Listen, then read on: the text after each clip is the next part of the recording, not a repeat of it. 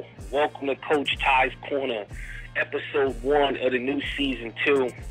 Me and Reggie have been on hiatus for a few weeks, but back in the saddle for Season 2. Obviously, this show's going to be a little bit different. I'm not about to hit you guys in the head with a ton of stats and things of that nature because we've only got about 5 or 6 games played in the new season. I'm not really going to go through what happened in the off-season. Well, actually, I will touch on the off-season a little bit. We know the off-season was messy. It didn't go according to plan.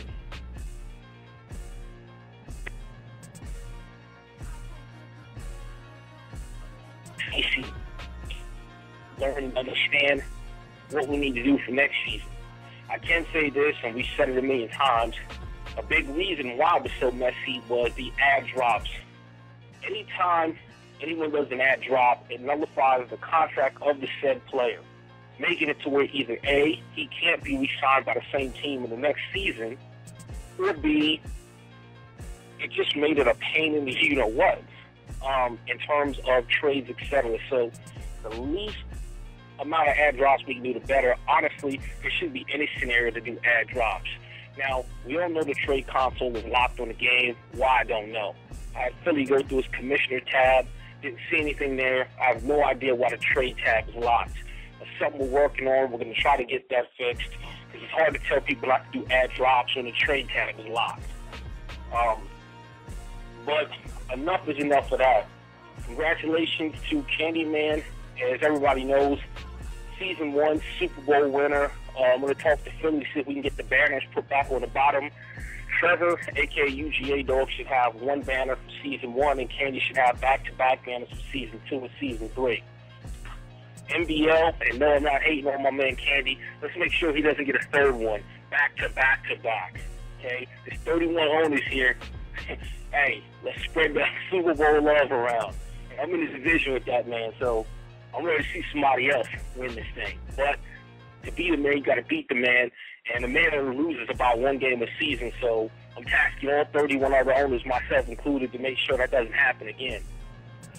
On to Season 2, things look good so far. Got a few games played. This is looking like it may be our most competitive season ever, with the introduction of Gates, who we all know is solid in Carolina. Fighting Phillies is back for a whole season in New England. Chicago Tough looks damn solid in the NFC North. Mr. Smith, the new owner of the 49ers, looks solid. Sergeant Pettigrew's back, and he's moved over to the AFC. Kofi has also moved over to the AFC. So we look to have 2 really strong competitive conferences, and it looks like these are going to be some fun, exciting weeks with a lot of, I don't know if you want to call them upsets, because to me there's so many good players in the league now, it's any given Sunday at this point. And I think that some of the people who people beat down and slept on last year, like a Booney Mac, like a Daddy O, who's the Raiders, like a Kofi, who didn't have a winning record, like a myself, who didn't have a great season, I look to see a bunch of those dudes bounce back. I actually look to see a lot of upheaval. I think Spud's going to be interesting this year. You have a lot of good players that if they can just mentally fine-tune and tweak a few areas of their game, it's definitely going to be exciting and fun. So definitely looking forward to Season 2. Now, instead of giving you guys my takes on what I think about the game, which I did on the last season, I think we can skip that. What I am going to do is address Chicago Tough's hotline email. And Chicago Tough last night posted a tip and an interesting stat. There were 3 Season 2 games played. And of the 3 games played, there were 27 turnovers. So the question he posed is, why are there so many turnovers in Madden 13? I responded on the hotline with a half a take, and I said I'd finish my take on CoachTy's Corner. So now, in my humble opinion, IMHO, for all you techies and gadget guys who like all the initials on Twitter and all that crap, IMHO, in my humble opinion, CoachTy is going to lay out for you why I feel there's so many turnovers over Madden 13. So now, I think there's about 5 contributing factors, 4 to 5. And the first one I'm going to start with is the run game / Infinity Engine. Again, all of these are reasons why I feel there are a ton of turnovers in the game. Okay, number 1, the Infinity Engine / run game. We all know that the run game is a tad harder this year than it was last year, especially for interior runs into the middle of the field due to the physics engine where you have linemen blocking your running back from hitting the hole, you're tripping over your guys, the defense knocks a lineman into you, etc. Now, how does that affect turnovers? Well, in Madden's always been, in the last year, a pass-heavy game to start with, just like the real NFL. So, unless you're a diehard run enthusiast, perfect example, like a Coach Reggie, the engineer on the show today, unless you're dedicated to the run and you're dedicated to a balanced run game, especially this year with the Infinity engine, fewer people are running the ball less. Okay? Perfect balance in a game. You want to have about 75 to 120 yards on the ground. You want to throw for maybe 260 yards, and that's a perfectly balanced game. And this year, due to the fact that the Infinity engine has kind of screwed up the physics of the O-line and interior running is hard, unless you're a dedicated top-notch runner in the game, I'm starting to see that people are passing the ball about 80 to 85% of the time and running about 15% of the time. What does that mean in terms of turnovers? Well, here's exactly what it means. It means that now, instead of running the ball 15 to 20 times a game, maybe I'm running the ball 6 times a game. Well, those 6 times I'm running the ball, the other 15 to 16 touches that my running back normally get, they didn't disappear. They turned into passes. So now I'm throwing the ball. When I say I'm talking about most of us. Now I'm throwing the ball 13 to 14 more times a game. If I'm throwing the ball 13 to 14 more times a game, I'm giving my opponent 13 to 14 more chances to pick me off. Well, now here's where the vicious cycle comes in. I'm passing 85% of the time. I'm running 15% of the time. I'm throwing up the ball 15 more times. My opponent gets 15 more times to intercept me. He gets 3 to 4 more picks. Well, now because he's picked me a few times and he's in score position, I'm in a position now where even if I wanted to run, since I'm down by 2 to 3 scores, I'm trying to throw my way back into a game. Well, now I have this 0 run-pass balance and I'm 100% pass. So now I'm throwing the ball even more. What this leads to is faster-paced games and more scoring. That's why this season, as opposed to last season, you're seeing 71 to 44 scores. You're seeing 65 to 16. Because since I'm in a hole, I'm having to throw myself out of it, and I keep getting picked off, I'm giving my opponent more chances and more time to score. He's doing his job, and I'm feeling the only way I can get back into the game is to throw myself in the game. So that's reason one why there are more picks in the game. The Infinity engine / run game. Okay. Reason 2 why there are more picks in the game. Look, it's Christmas time down there, folks, so we've had the game now about 2.5 months. In case you guys haven't noticed, the community trend in the Madden community in terms of D is 1 of 2 defenses. Either A, 2 men under, just ask Reggie, 2 men under with 2 defensive ends in purples. That's all he seems to love to run. Or you have people playing all-out max coverage defense. Well, even if you run a 5 wide, like let's say my next guest on the show, Koofy, if you run a 5 wide, and I'm playing max coverage defense, he's got 5 receiving options. I've got 10 guys in coverage. That means every single one, even in a 5 wide, every single one of his receiving options is double covered technically. So now if you have somebody that's not patient, or doesn't have a playmaker or receiver open, or doesn't have a run option like a draw or a mobile quarterback to run the ball, and they can't playmaker, what do you think is going to happen when you have a quarterback thrown into 10 dudes in coverage? Nothing good. Now, more skilled, more advanced Madden players, they can deal with that. Your average person who's used to looking at one receiver, following him down the field and locking in the one receiver, he's not playmaking anybody. He's not doing the things he needs to do to beat max coverage. And on one of them, typically, you're throwing in the 2 and 3 guys. Okay? So, that's reason 2. Reason 3, ball hawk / pass lead. Well, pass lead would be reason 4. Ball hawk. I had an interesting conversation with Reggie the other day. As you guys all know, I'm not a fan of ball hawk. Okay? I'm going to give you my opinion on ball hawk. Madden 13 was designed with new guys in mind. I feel like a bunch of veteran guys who actually had user pick skills, who actually could click on a corner and strafe up and make a pick, they got screwed this season. Because ball hawk, any moron can run around the field with his hand on triangle all day long. It doesn't make him a good defensive player. I've seen people get so many ball hawk picks by accident, I don't even know what to do. And they know it's by accident, and they know it's bullshit. Guys who I've seen maybe get 1 or 2 picks a game last year are getting 5 and 6 a game this year. Okay? I'm not knocking their game. I'm keeping this shit real here on Coach Ty's corner. Okay? So let's get back to ball hawk and how it's not destroyed the game, created more turnovers. I'm not a fan of it because it doesn't take a skill to hold triangle and run around the field aimlessly by accident and running the interceptions. Okay? That feature in and of itself is definitely why there are more turnovers in the game this year. I'd rather see guys have to click onto a corner, turn around, strafe up, and earn a pick than the whole triangle all play long and run around the field aimlessly from left to right, accidentally running into picks. Okay? Now when you combine that with reason 4, which is pass lead. Pass lead is good and bad. Pass lead is good because you can make plays happen where there's not plays. Where it's bad is Jake Locker, who me and Reggie discussed, shouldn't be the second best pass lead cornerback on Madden NFL. I get Eli Manning, Peyton Manning, Tom Brady, Aaron Rodgers, Drew Brees. I get those guys should be able to pass lead the ball into an open position. No offense to my guest on the show, Coos. Brock Osweiler shouldn't be able to pass lead shit. Okay? That's just what it is. That guy sucks, and there's no way he should be able to perfectly pass lead the ball to an open spot, and a receiver should be able to just magically go to the spot, get that speed burst, and get the ball. But now, that's where pass lead's good if you're on offense. Where it's bad if you're on offense is this, and I'm a victim of this. We're so jaded as a league with pass lead that we try to make things happen that we know shouldn't be able to happen. In other words, I'm playing candy.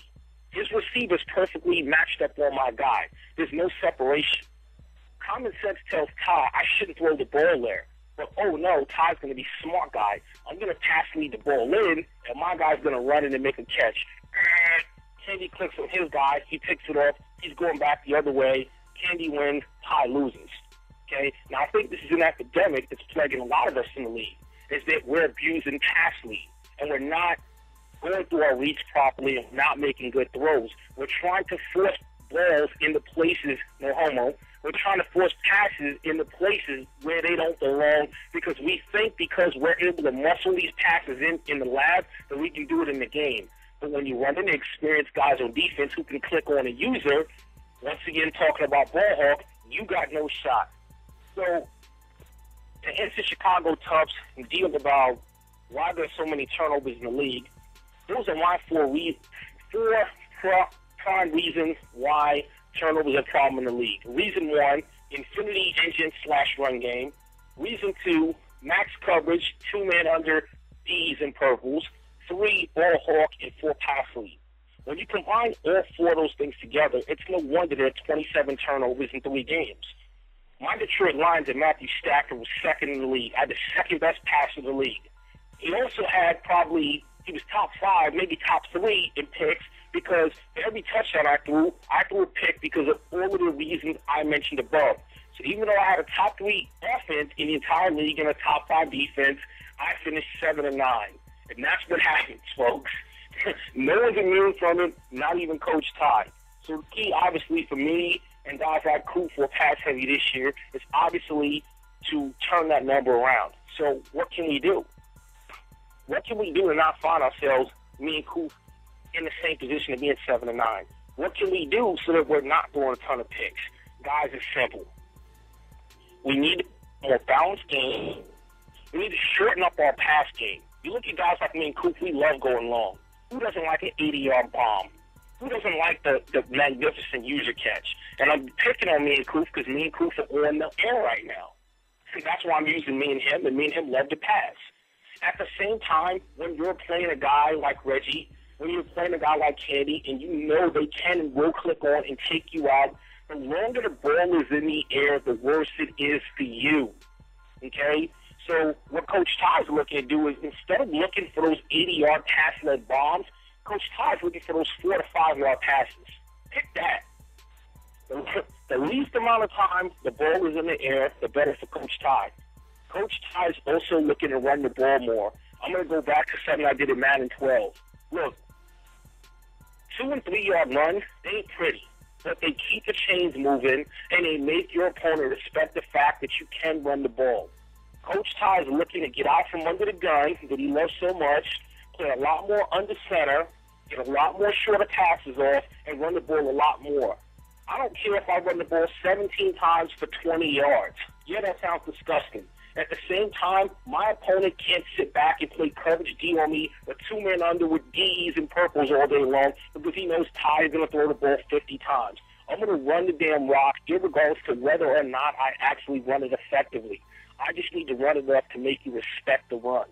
So what we can do to overturn this is, one, we can definitely dedicate ourselves to running the ball more efficiently. 2, we can shorten up our pass games. 3, I'm going to say this time and time again, get your behind in the lab and practice throwing the ball on 2 men under with DEs and purples and practice throwing the ball on max coverage. Learn how to playmaker, which is holding L2 and then hitting your R3 right analog stick, which controls the closest receiver to you, and learn when you see everybody drop back and you see that spy there, hit your L2, hit your R3, get a hold of that closest receiver, and start dotting this son of a gun who's playing coverage D on you all day long. They will get out of that shit. And last but not least, 4, be patient, guys. The easiest advice is the hardest advice for me and a bunch of other people to follow. Make your reads. Okay? You got a guy like me. Now I've got Hakeem Nicks on my team. I've got Calvin Johnson. It's really easy for me to say, okay, Calvin's going to run a pogo route on this play. I know where he's going to break. I don't care what the defense is doing. As soon as he breaks in, I'm throwing the ball pass leg down. Well, that's why I get picked off. I got 3 to 4 to 5 other options on the field. Be patient, especially because people play so much coverage D and they're not bringing as much heat. If your first read is covered, throw the ball somewhere else. Which I can honestly say I'm proud of myself in season 1 that I did do that. That's why Calvin Johnson was 5th in the league in receiving and not number 1. Because I told myself I'm not going to force Calvin the ball. If he's open, I'm going to get him the ball. If he's not, I'm going somewhere else. Calvin wound up being 5th in the league in receiving. Tyree Sean wound up having 1,100 yards and a great Pro Bowl type season. And that's what I'm hoping to do this year. Take what the defense gives you and be patient. Now, that is Coach Ty's opinion on why there's so many turnovers in the league. I mentioned it before, and at this time, we are thrilled to have the Koofy Smacker on the line with us for, as usual, probably a controversial moment with Koof. So this time, I want to welcome in Koof, who was the head coach of the St. Louis Rams, who has since swapped teams and moved out to the AFC West, and is now the head coach of the Denver Broncos. And we are going to welcome in Coach Koof. So at this time, Koof, take it away. How you doing today, my man? I'm good, man. What's going on? How y'all living? Nothing much. So, good to have you on the show today. I open up the show with my take on why turnovers are such a big deal in Madden 13, and I use me and you as examples. Do you have any insight you'd like to add, agreements or disagreements with Coach Ty's take in terms of turnovers? What are you seeing, and why do you think turnovers is such a problem in Madden 13? Turnovers is a big problem because a lot of people, including myself, force a lot of passes that are not open. Just ball hawking, all you got to do is be in the vicinity, they'll jump. You don't have to have any skills to use or catch an interception. All you got to do is hit the triangle button now. So it makes the sorriest person in the league, a.k.a. Booney, being able to use or pick anything out there. Like you said, you need to get in the lab and learn how to pass, how to pick, how to hot route, how to playmaker, and do everything. But the game makes it so easy for the sorriest person to be good. But and you know what's funny is me and you love to pass. Me and you have been playing the game for a while. Me and you know everything that I'm saying, you're saying is correct. But it's funny how when we get into a game, all of that stuff goes out the window. And I have a saying that I use in the chat all the time, and everybody laughs when I say it, but it's true. When Mike Tyson back in the days was knocking everybody out, every time Mike Tyson fought somebody, the first thing they said was, well, I have a plan. He's going to do that to me. I'm going to do this and I'm going to do that. And they get back to Mike and they say, Mike, well, Trevor Berbick said you're going to be able to knock him out. He's going to do this, that, and the third. Mike Tyson looked in the camera. He didn't even flinch. He said, you know what? Everybody's got a plan until they get hit in the mouth. And that's one of the realest things I ever heard, because we all have all these plans. We all know what we need to do, but we get in the game and what happens? We resort to doing what we always do. Forcing passes in places they don't belong, not being patient, only running the ball 7 and 8 times. Why do you think this is, Koof, that guys like you and me and others who know the game inside and out have a harder time practicing what we preach? Why do you think that is? Me, like I said, you can now call me 5 wide, Koof. Everybody know I run 5 wide.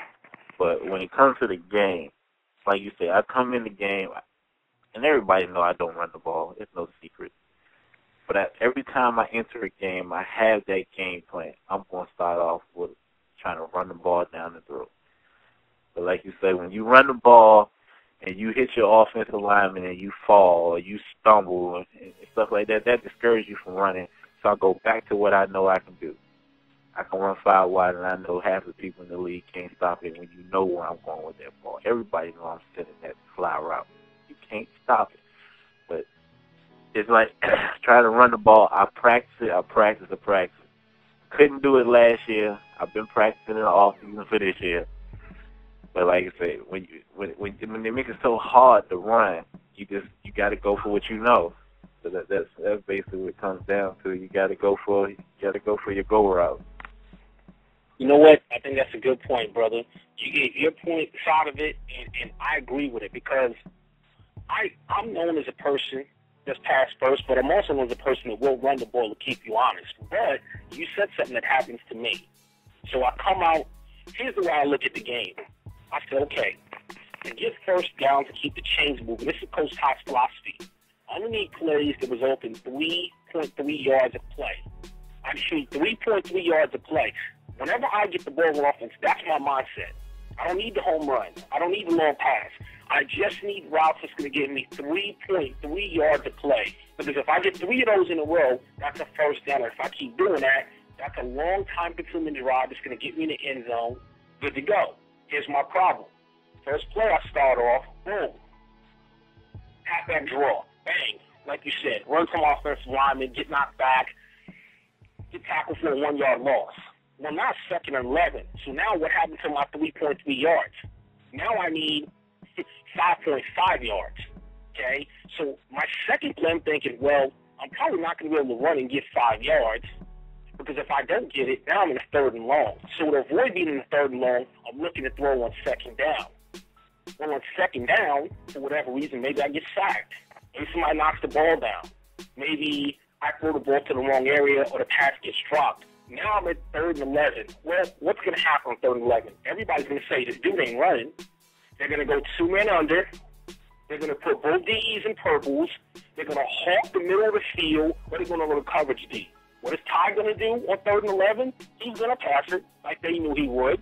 And he's probably going to force it into his 1st or 2nd read. And next thing you know now, at the very beginning of the game, that bad one play I had in the beginning of the play is now setting me up in 3rd and 11. I throw a pick. Now my opponent's got the ball on my 25-yard line.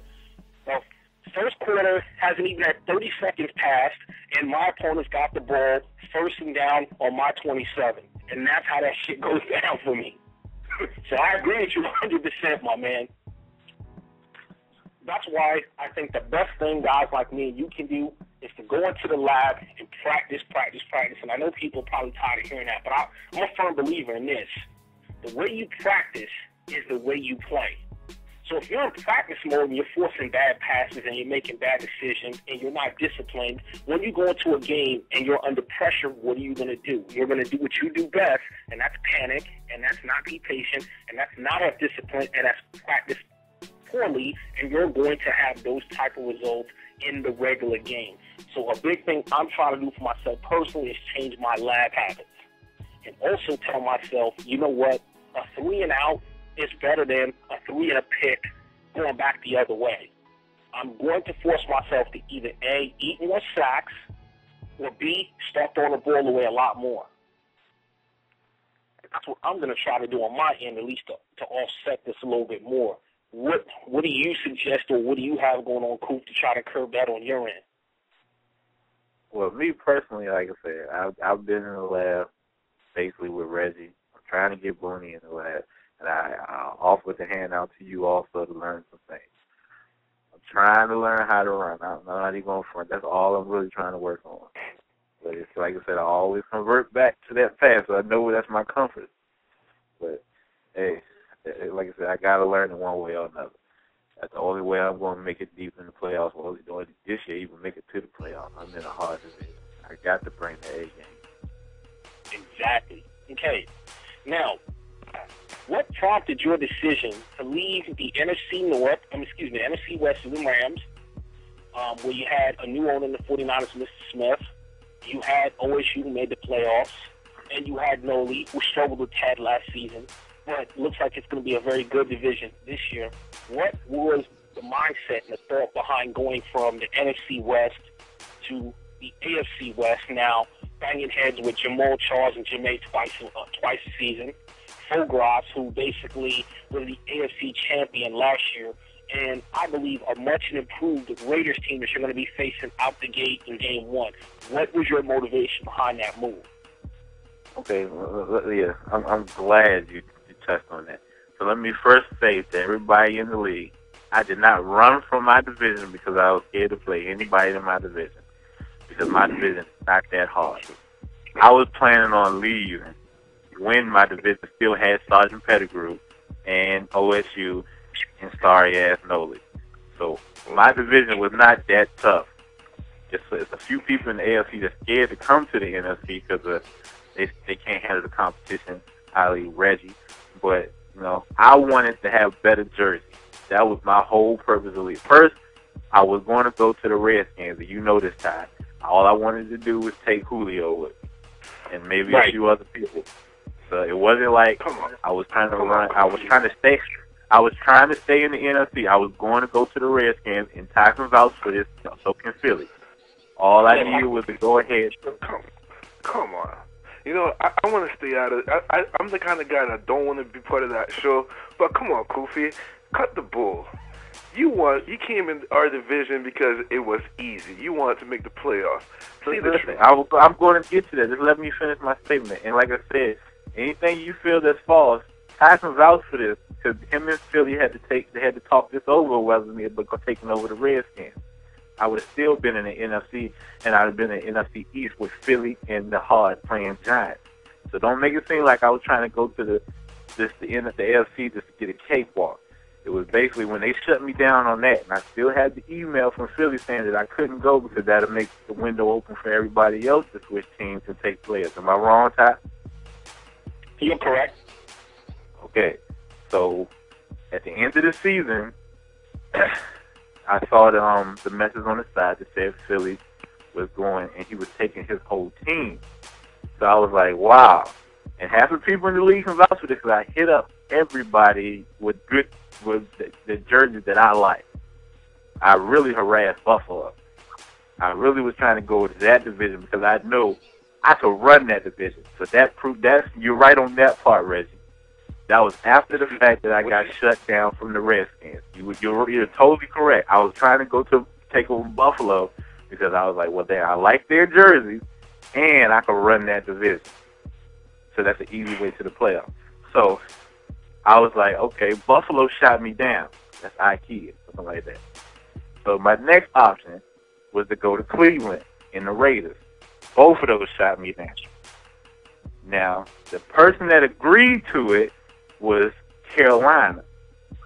I was about to go to Carolina because I can whoop Booney ass twice a year, and I can talk my stuff to him at work. So I told Carolina, look, let me try one more avenue, and then I'll let you know. And my last option was Denver. Benny wanted to play against Snowley, so he was like, sure. That's what got me to go there. I went there knowing that the division is tough. I'm not in no cakewalk. I got Jamal Charles. I got the San Diego Superchargers. I mean, the Raiders, I don't know, whatever. But whatever. So basically, I got to face them twice a year. Meanwhile, Reggie, if you wanted to come to the NFC, Carolina opened that door for you. You can take the reason why you can take it. Yeah, come on. I'm tired of you guys saying that I'm ducking people. I ain't ducking nobody. Listen, it's not just you. It's not just you. Because everybody's scared to go at the commissioner. I'm not. I'm going to call him out. Philly had the opportunity to come to San Diego. But he put on them track shoes when he saw Kofi coming to Denver. That's all I'm saying. He ran his ass right back to Philly. That's all I'm saying. Hey, I know it's true, but hey, he could have told the dude that was coming back, look, your team is now in Philly. You got the same players. You just in Philly. But no, he was like, well, look, I'm going to go back to the NFC East because I don't want to see Kofi twice a year. Tell the truth. Okay, now, Reggie, since you did speak on this, well, normally, like you said, you pull a silent Bob on me, and you don't normally speak, but since you jumped in this, after hearing everything Kofi had to say, do you still feel that Kofi went to the AFC because he was afraid of competition in the NFC? That's question A. Question B is, are you afraid, or were you afraid to come to the NFC? Okay, let's go to question B, all right? I ain't afraid of anybody. Last year I had a pretty tough schedule. I played the same person that lost to the Patriots. Let's just say that. Hold on. I played Candy. I lost. UGA. I beat him once. He beat me once. So I have a pretty. Yes, I'll say I have an easy schedule, but I'm not afraid. I told you once. We should stir the league, put owners a different, switch owners in different division. I made that offer to make the division more equal. So I'm not afraid. I played Spud and I whoop his ass. I Spud. So I'm not afraid. I beat you in the league. Yes, you did. You know who I'm talking to. You. Right. I beat you, Ty. And then, Kofi, you lost 3 times in a row against me. So I'm not afraid. Offline, playing with a different team. Don't get it twisted. Don't get Doesn't matter. My team in the league is a lot better than offline. So I'm not afraid. I'm not afraid. So that's question B. Question A. Hold on. Let me question A. Question A. Yeah. Kofi was in a tough division. He left to come in the easy. He thought who in that division was tough? Yo, you forgot one thing. You got the San Diego Supercharger. You forgot. That's why I'm letting you know. I didn't run from a tough division to go to a harder division. No. Matter of fact, you went. No. Hold on. You went in that division because I think you believe that he quit. Because I remember he quit the league, so you figure it's like, he's not going to stay probably. Okay, but since you want to go there, let's say the truth. I went to the division after I found out Philly was there. I was trying to play Philly twice a year. That's the real reason. Now, I got shot down with the Redskins. I would have went there if they would have said, yeah, you can take Julio and another person. I would have been a Washington Redskin.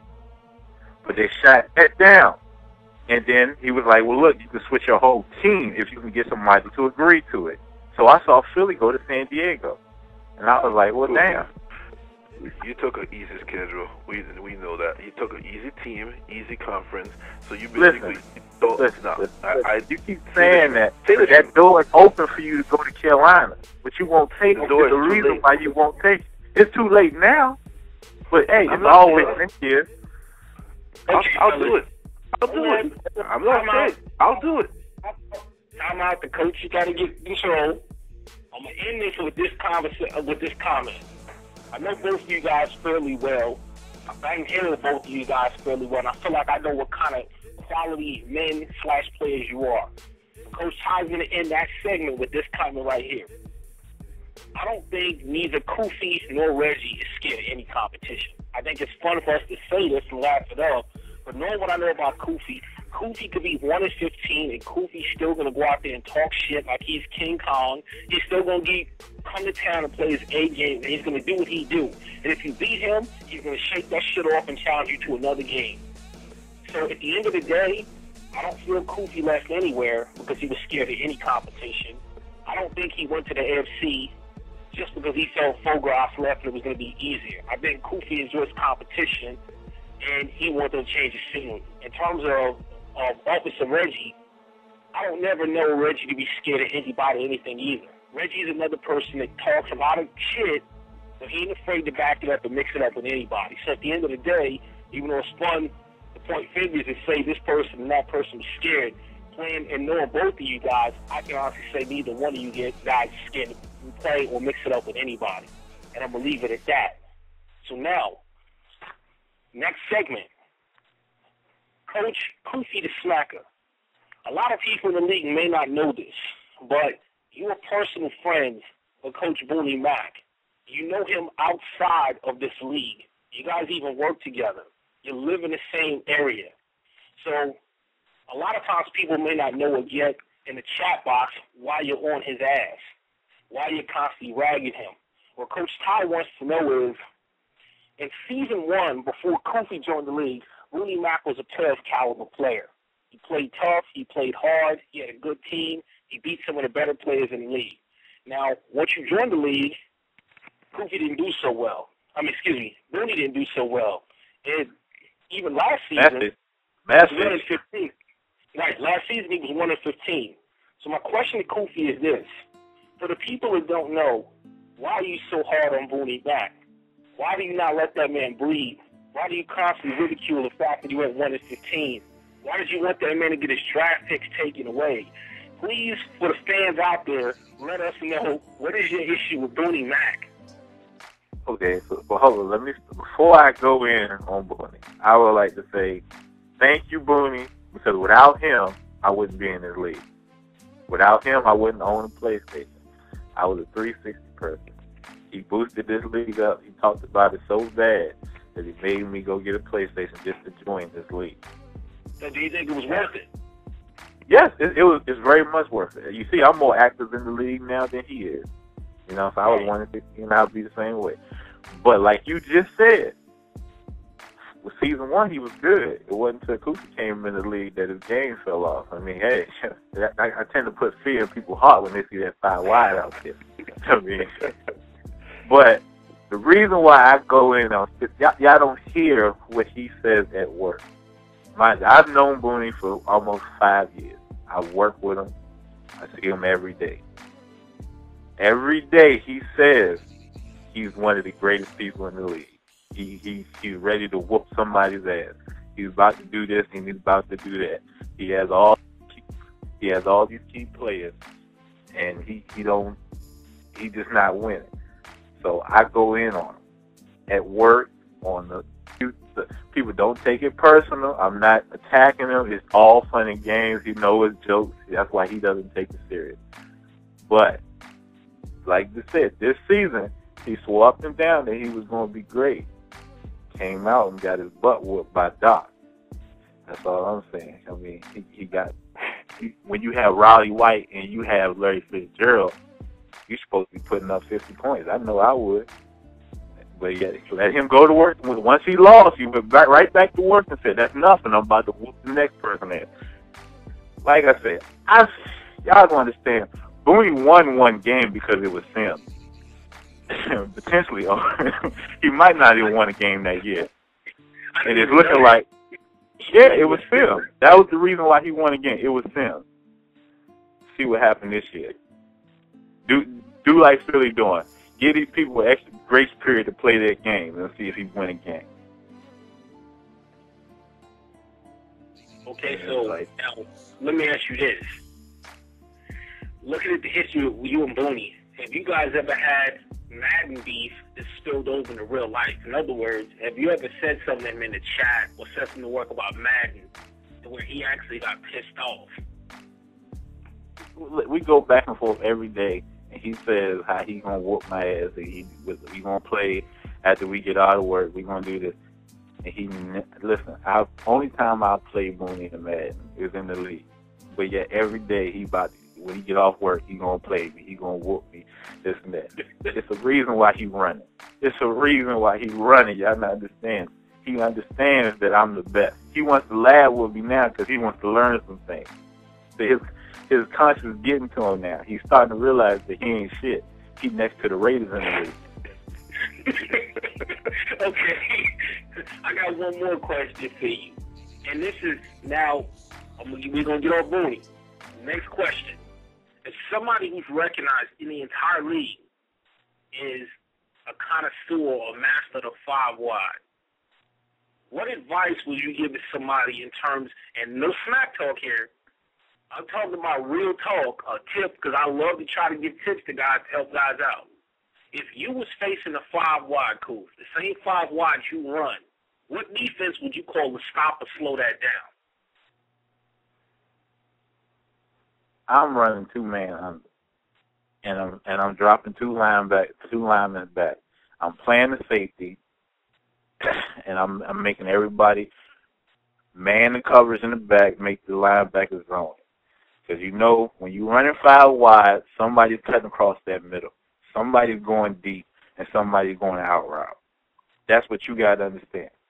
I run the same thing, and I don't care telling people that because people can stop my user catch. So I don't mind telling people that. You got to realize 5 wide, somebody's doing a slant across the middle, and it's most likely that slot receiver, and that inner receiver is going to do an out route 90% of the time, and one of them far wide receivers are going on the fly. That's me personally, and me personally, it's going to be Brandon Marshall, and I'm going to use their on double coverage. Okay, so have you faced? I'm sure you mix it up with your 5 wide and things of that nature. When you play somebody playing 5 wide, what you're telling me is, hey, you play 2-man under is your set defense. Is that what you're telling me? I play 4-3. See, I can't be telling them. But I run a lot of 4-3, 2-man under. Those are mostly it. But it's a lot of route changing, and when you run that, you got to drop people back in the zone. You got to make that. Now let me ask you this: do you think what gives you? And no, I'm not trying to air you out and give up all your tips, but at the same time, and Reggie knows, and you know, because you listen every week, this is a tip-based show in terms of I'm gonna give my smack, I'm gonna talk my stuff, but I'm gonna try to always give tips. As somebody that runs a 5 wide prevalently, what would you say is more difficult for you? Facing a coverage type D or being blitzed? What gives you more issue? And when I say you're giving it away, because I still got to play 16 games, man. Okay. You're like, well, okay, but I'm going to go ahead and give it out there. You played me already in League 2. You see, I don't care if people drop back in coverage. I throw it on triple coverage, and 90% of the time, I'm going to go get it. But my weakness is that blitz. You saw it. I couldn't stop Ocean. If you blitz me, you're going to make me throw it a little bit faster than usual. But you still got to realize my user skills. I will go get it. It's not going to catch the ball for you. Right, and that's why I'm here to tell you as somebody that has played you, I'm not trying to out you, but you're right.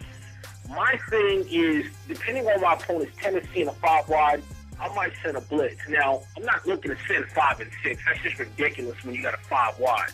But I want to send some type of pressure because I feel that playing straight coverage on that 5 wide, especially if you're dealing with a veteran person that understands how to hot route, and they're patient, and they have good pocket presence, that's only a matter of time before they find an open person. So all I'm doing by playing coverage is delaying the inevitable. I'm going to stall out your drive. I'm going to make you earn it. But instead of you getting one big play, you still want to get down the field in 5 or 6. And my thing is pressure burst pipes. So it wasn't a matter of trying to air you off, because I can tell you from experience playing you, you're one of the hardest people to play. Okay, and I'm not souping you up because you're my dude, you're on the show. It's hard because Reggie's another one, and I'll tell you why both of you guys are hard in different ways. You're hard in different ways because you're stubborn. no matter what the defense is doing, you're still going to force them user catches up there. You're still going to play your 5 wide. So even if I'm having 3 good quarters against you and I'm having a lot of success, I know that all you need is one big play. And you can get that big play a lot of times because it's hard to shut and lock somebody up and lock them down. You just, especially if they've got good user skill like you. So if we're playing a close game, and let's say it's 10-7, and I'm just really dominating you, but it's only 10-7, I'm knowing one false move by me and one big user catch by you, and I'm losing that game. So you're the kind of person that when I'm playing you, I never have like peace until that game is over. Because I know you're a big play guy, and I know you have pretty damn good user. Now, Reggie's the same in a different reason. Reggie's very stubborn, and Reggie is very dedicated to the run. I've played Reggie many a time. Reggie will run the ball 20, 25 times a game. I could shut Reggie down 22 times out of that 25 for negative yardage. What's dangerous about Reggie is the average person like me, if you hit me in the backfield a few times, I'm probably going to come out that run. You can hit Reggie 22 times in a row, and Reggie's still going to find a way to run on you. And the thing with Reggie is, because he's so dedicated to that run, sooner or later, he's going to bust you for a big one, and now it's 80 yards. And for some weird reason in the game, and you can ask Reggie this because we play frequently with momentum, once you get that first big run, and Reggie's got that hope now that, okay, I can actually move the ball, because there are times when we and Reggie playing, and Reggie, we're on the headsets, Reggie will tell me, I can't run on you. You're like one of the only people I can't run on. And he'll be frustrated. But then he'll get that one key run, and all of a sudden his whole momentum, the momentum of the game changes. He gets his confidence. Now he's feeling like, hey, I can move the ball. And he'll run 5, 6 times in a row after that, and the momentum will be on his side. My user will be off, and he'll start busting me up for runs. And then I went from he couldn't run me at all to I can't stop the run at all. So playing people like you and Reggie is dangerous because you're very dedicated and committed to what you do. You with the pass and user play, and Reggie with the run. So playing either one of you guys, you got to pack a lunch, and you got to play a full 4 quarters, and you got to be on your game for all 4 quarters. That's why when I play either one of you, it's always a tough game. Yeah, I give Reggie a hard time. He beat me 3 times in a row offline. He's a decent player. But I don't get it. Much credit. But like I say, but let me just say this because I got to get ready to go. I appreciate y'all having me on the show again. You know, a few good minutes with the smacker. Call me 5 wide Kofi. I mean, I got a few aliases. But let me just say this: I'm in the AFC now. Jamal Charles will get hit stick 5.8. I will do that for my people over in the AFC. I love that shit. Hit stick 5.8. I used to laugh at it when you first came in the league, Koof. I thought it was a joke. And one day we played a little lab game, and I remember that game. And you got them hit sticks, and I remember your team. You didn't have them dudes like I'll give you credit. Somebody playing with the Niners, to me, I don't give them credit for a hit stick. The computer's going to do that. But no matter who you got, you and Doc Watch. Doc Watch is another one. If you ever played him, I'm sure Reggie has. For some damn reason, no matter what team that dude has, that dude he's always good for a hit stick fumble or 2. You and him, I can't call it. I don't know why it is. It pisses me off. But you guys are always good for at least one hit stick fumble again. So I got to say this from Coach Ty. I respect the Kofi 5.8 hit stick. And if you guys out there laughing think it's a joke, when you play him, you'll find out I'm keeping that shit really real on that hit stick that he has.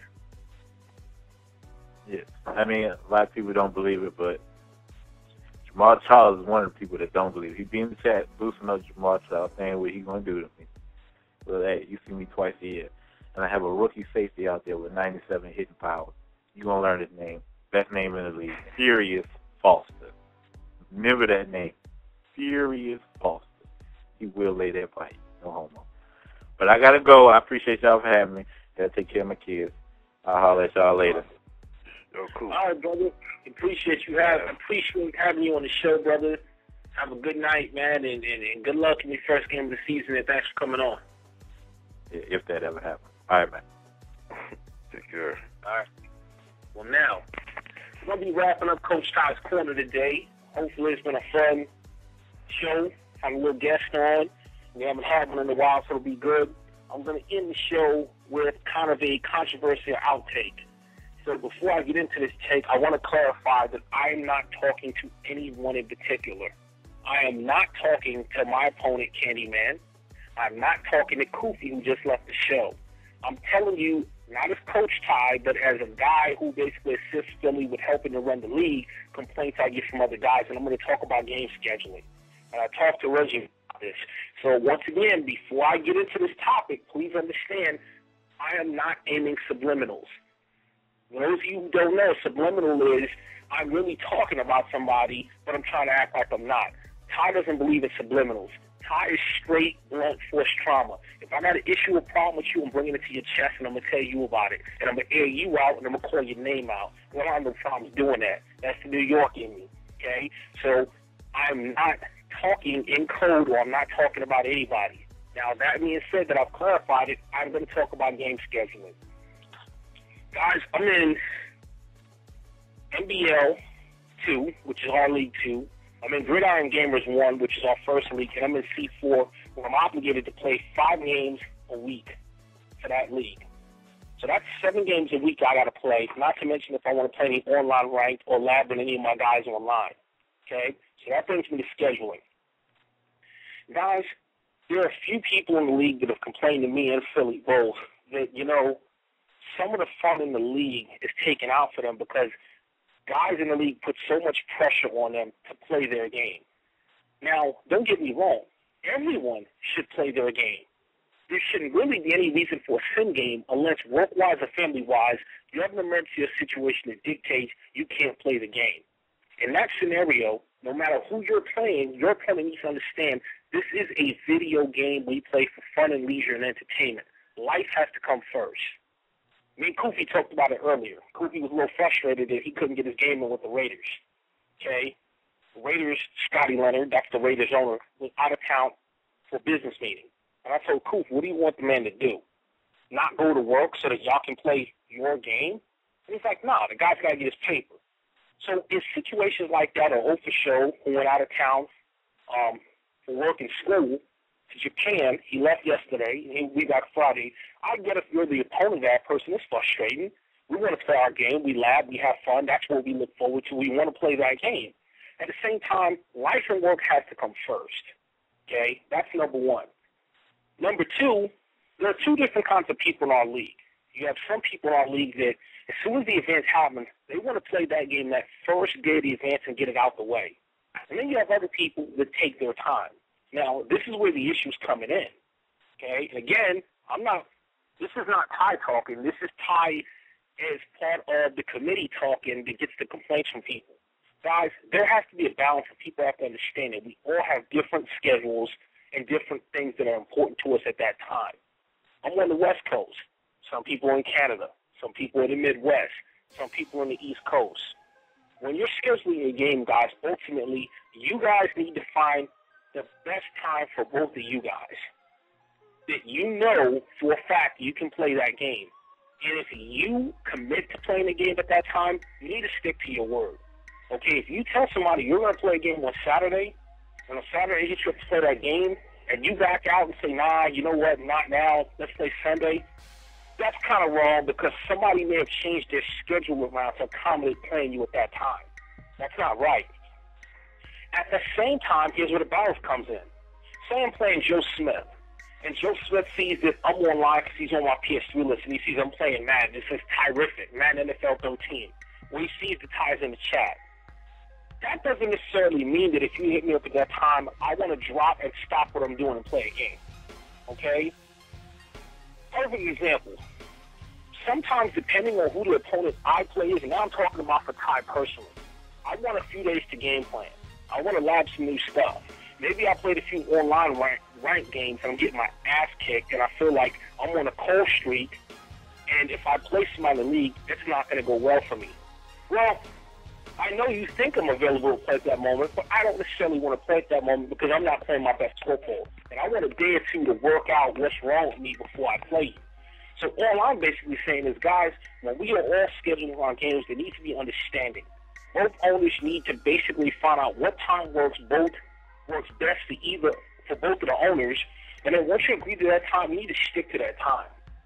You know what I'm saying? But at the same time, you need to have respect for the other owner. I get you may want to play your game as soon as the league advances, But if Jim doesn't want to play his game for 3 or 4 days, but he plays his games all the time, and he doesn't send games, that's something you got to deal with. You can't be pissed because Jim doesn't want to play. And again, I want to make sure that Candy, who's my opponent, knows I'm not talking to him because this has nothing to do with him, because I don't have an issue. Me and Candy play all the time, and I want to make sure to bring that out because Candy listens to the show all the time. I want him thinking I'm talking about him. This is not about tying Candy. This is about the league. So I want to definitely make sure and clarify to Candy and fans, whoa, you know, I asked how to play, and now he's saying this on the show. No, Candy, this is not about me and you, brother. I'm good anytime. I'm talking about other people in the league and complaints I get. So I hope that I was able to make my point and it was understood, because I feel like I'm kind of mumbling now. At this time, I don't have anything else. Good way to kick off the show with a guest and give my takes. Reggie, do you have anything you want to add, sir? No, I'm good. All right, man. I want to thank everybody for listening to Coach's Corner. And we're going to kind of start getting back on track now that Season 2 is underway. We're going to try to get more guests. I really, really, really wanted to have Candy on the show this week. I'm going to try to get him on next week. The guy's won back-to-back Super Bowls. A lot of people look at him as one of the best players in our league. Really want to talk to that guy and get inside his head. So I'm going to do everything I can to pull all the strings I can to get Candy on the show next week. If not him, Fulgrass, etc. Really want to get Jamae. I really want to get somebody on the show who we haven't had before to get some good tips and takes from them. So until next week, guys, take it easy. Have a good week. Good luck in the new Madden season. Enjoy the new season. Enjoy the holidays that are upcoming. And we look forward to talking to you guys next week. That's it. Coach Ty is out.